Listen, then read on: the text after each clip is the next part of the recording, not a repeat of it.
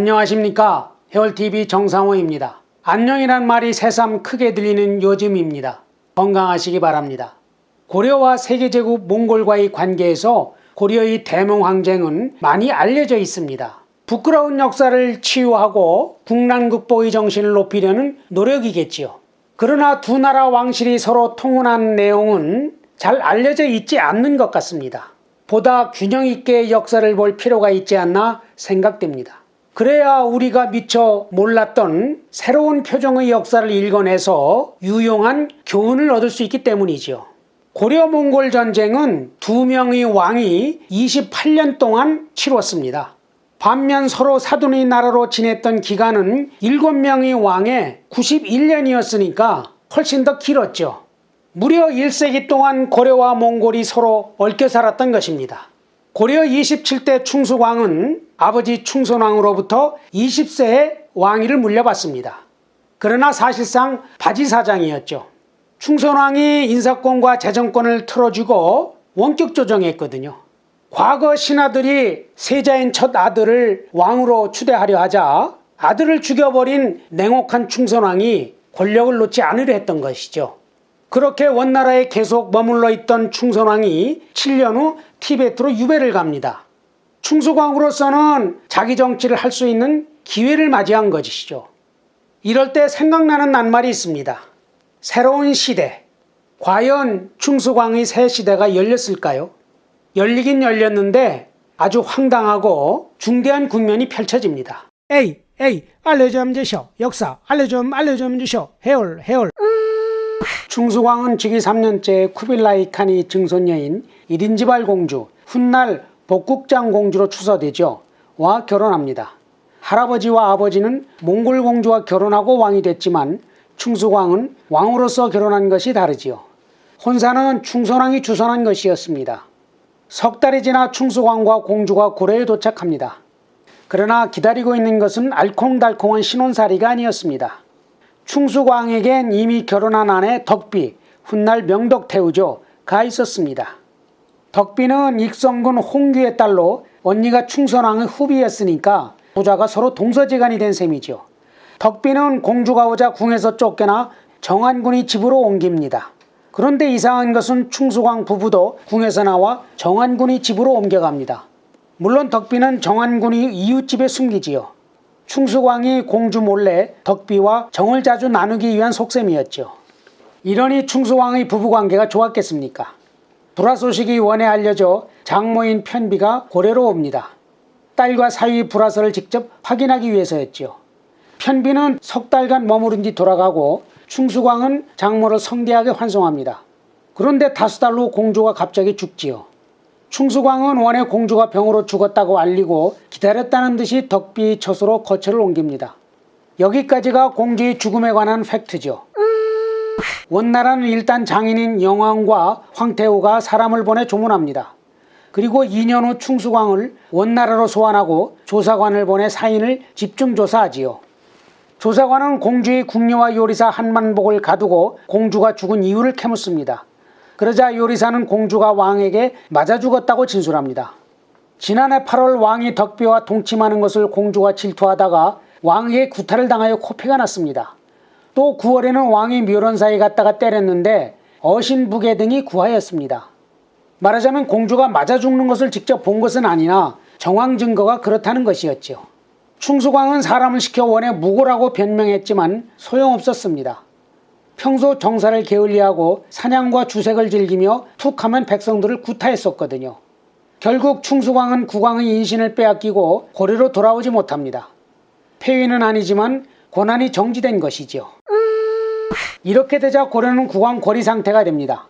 충선왕은 티베트에 유배 중이어서 국왕으로 복귀할 수 없고 차기 국왕으로 유력한 인물은 심왕 왕고였습니다. 고려 정계의 왕고가 국왕이 된다는 소문이 퍼지고 본인도 왕이 된 것처럼 행동하지요. 이후 고려는 충수광과 심왕 간의 권력투쟁에 빠지게 됩니다. 결정권자라 할 수 있는 원도 황제 자리를 놓고 분란이 잦아 고려 국왕의 향배가 이에 따라 춤을 추게 됩니다. 그런데 사실 그 씨앗은 충선왕이 뿌린 것이었습니다. 충수광에게 양위하면서 세자를 자신이 조카인 왕고로 정하고 몽골이 눌륜 공주와 결혼시킨 다음 심왕의 자리까지 넘겨주었거든요.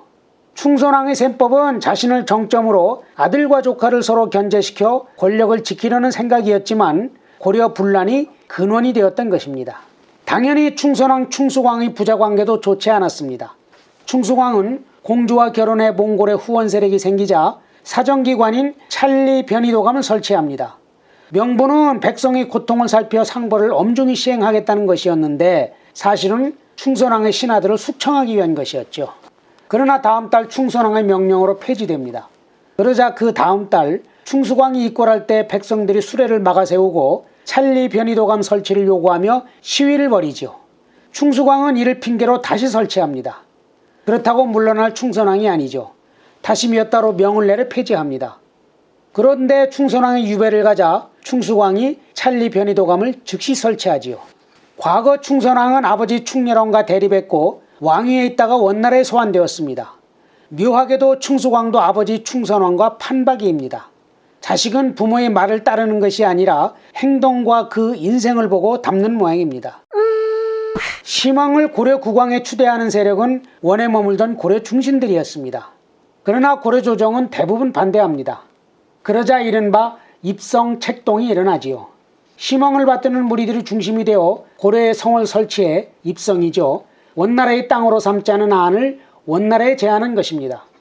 일제 강점기에 조선 총독부를 설치해 일본 땅으로 삼은 것과 같죠. 이런 시도는 고려 말에 총 4번 일어났는데 충수광 때는 2번째 것으로 성의 이름도 사만행성으로 명시했고 원나라도 비중 있게 검토합니다. 자칫하면 400년 고려왕업이 끝나는 것은 물론 우리 역사가 단절되는 엄청난 일이었죠. 다행히 원나라는 내부 검토 결과 입성을 받아들이지 않기로 합니다. 고려가 자신들을 배반하지 않으면 충분했던 것이죠. 또 과거 쿠빌라이 칸이 막내딸을 고려로 시집 보내면서 약속한 몽골은 고려의 풍속을 고치도록 강요하지 않겠다는 원칙, 세조구제라고 그러죠,를 지켜야 한다는 명분도 작용했죠. 그런데 이 원칙이 대단한 것입니다. 칭기스칸이 직계 가족은 황금씨족이라고 해서 함부로 결혼하지 않았습니다. 같은 몽골이라도 칭기스칸과 특별관계가 있는 몇 안 되는 가문과만 결혼하지 외부와 통혼하지 않았거든요. 그런 황금씨족 딸을 충렬왕과 결혼시키고 그 원칙을 유훈으로 후손들에게 전한 사람이 원나라 창업자 쿠빌라이 칸이다 보니 일종의 불문헌법 같은 역할을 한 것이지요. 또 고려 중신들이 반대하고 원의 유력자들과 교분이 두터웠던 이재현이 황실의 반대 상소를 올리자 부담스러웠던 것입니다. 헤어리 보기에 이 사건은 우리 역사에서 매우 중대한 순간이었습니다. 만약 이때 몽골이 덥석 입성을 받아들였다면 어떻게 되었을까요? 그때 고려는 이를 저지할 마땅한 힘이 없었습니다. 그대로 원나라의 한성으로 편입될 가능성이 컸겠지요. 그리 된다면 원나라를 이은 한족의 명, 안주족의 청이 연고권이나 기득권을 주장했을 텐데 과연 지금의 대한민국이 제대로 존재할 수 있었을까 하는 생각을 하게 됩니다. 과거를 오늘의 눈으로 재단하는 것은 한계가 있을 수 있지만 자신들의 정치적 이익을 위해 수백 년 내려온 나라를 스스로 바치겠다는 발상을 이해할 수 없습니다. 외세가 원치도 않는데 능동적으로 움직였다는 점에서 일본의 앞잡이였던 을사오적신보다 더 비판받아 마땅할 것입니다. 오늘날도 마찬가지죠. 대외 정책에 있어서 자신의 이해를 앞세우기 전에 역사 앞에 겸허한 자세로 무거운 책임감을 느껴야 한다는 생각을 하게 됩니다. 이렇게 충수광은 위기를 맞았지만 다시 기회가 옵니다. 원의 10대 이순태무르가 즉위해 고려 국왕 인장을 돌려받은 것이죠.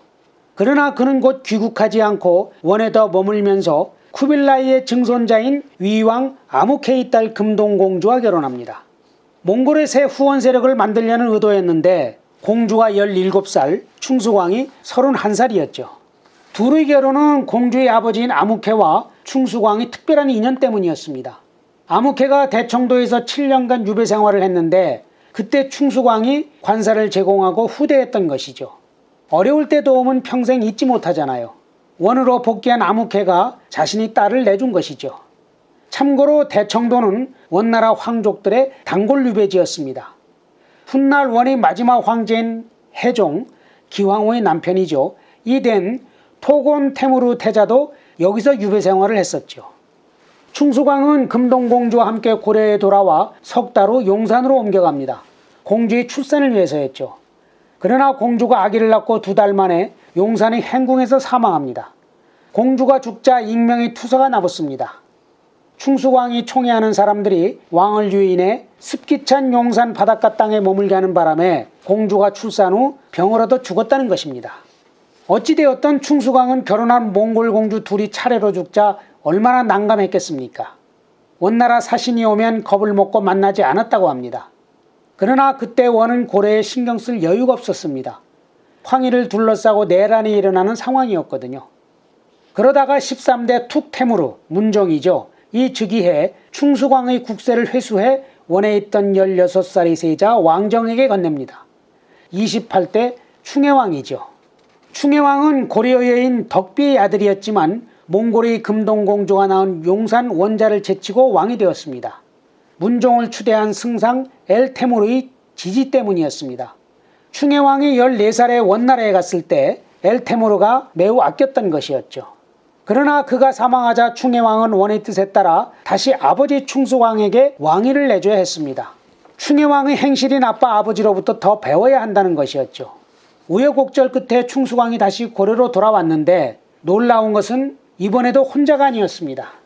몽골의 세 번째 부인인 바양쿠드 공주, 훗날 경화공주죠. 와 함께 귀국한 것이었죠. 이 점에서는 능력이 뛰어났던 것 같습니다. 그러나 고려 국왕으로 복귀한 후 대인기피증이 심해져 신하들을 멀리하고 정사를 돌보지 않다가 46세로 의릉에 묻힙니다. 자신의 자질과 능력으로 감당하기 힘들었던 격동의 시대를 힘겹게 마감한 것입니다. 해얼TV 정상호였습니다. 고맙습니다.